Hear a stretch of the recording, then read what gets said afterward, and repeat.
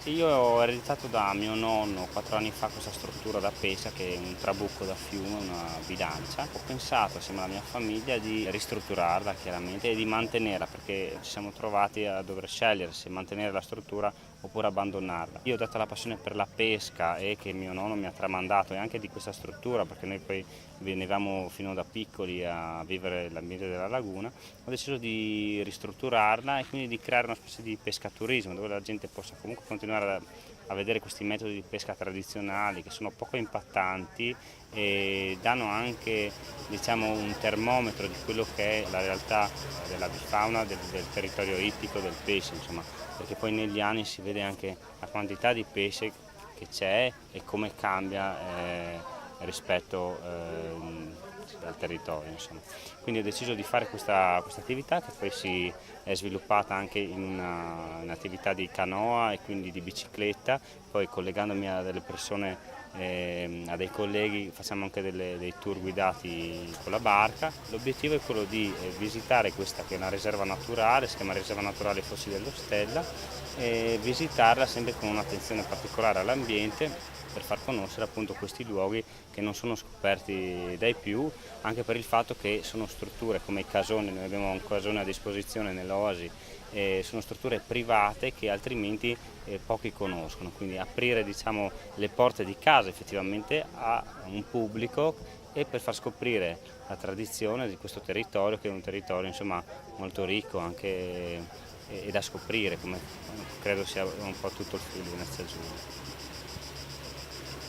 Una ricchezza naturalistica, anche per questo motivo, non essendoci sviluppate diciamo, attività commerciali di massa, ma solo attività di nicchia, si è riuscito a creare un equilibrio tra quello che è il turismo e quello che è la natura. Quindi creare un turismo attento anche agli abitanti di questo luogo, perché poi d'altronde sono anche gli animali, diciamo, hanno diritto ad avere i loro spazi e quindi le loro attenzioni, soprattutto in territori come questo che sono unici. Questa è una zona 6ZPS, c'è una zona molto importante e c'è un connubio e un ambiente molto particolare che è formato dal bosco, boschi planiziali, dalla campagna friulana, dal fiume Stella che è un fiume di risorgiva, dalla laguna e dal mare, quindi un ambiente non facile da trovare, insomma degli ambienti che sono uniti, è una zona quasi di confine, diciamo, su tutti questi ambienti. Sicuramente io negli anni, sono 30 anni che sono qui, ho visto dei cambiamenti che purtroppo anche per la fauna ittica sono consistenti, nel senso che negli anni il pescato è sempre minore a causa chiaramente non della piccola pesca di tradizione come questa, ma della pesca intensiva e dell'inquinamento. E poi ci sono anche dei problemi dell'avifauna, nel senso i passeriformi sono sempre più rari, il canneto, la cannuccia palustre risente della salinità dell'acqua, cioè i problemi in realtà ci sono. L'attenzione particolare del singolo è quella di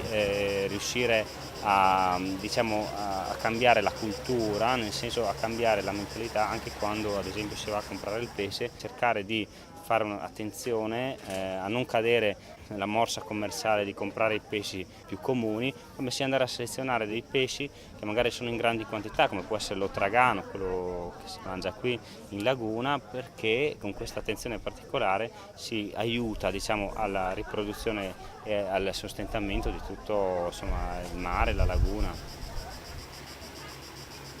Sicuramente legata a tutte le altre attività del territorio, nel senso che questo è un punto di passaggio, come dicevo, quasi un punto di confine legato al mare e per la fortuna qua che siamo esattamente al centro, qua tra la terra e il mare, quindi lo vedo come un punto di passaggio collegato a tutte le altre attività che sono la barca, che sono le canoe, che sono le biciclette, le attività sportive di questo territorio e spero, insomma, che sia una struttura che può sostenersi da sola, perché noi in famiglia per esempio siamo sempre stati, l'abbiamo sempre mantenuta noi, anche per una questione proprio affettiva, però è giusto che questo territorio si riesca a sostenere perché ne ha le potenzialità per diventare un'attività a tutti gli effetti. Ecco.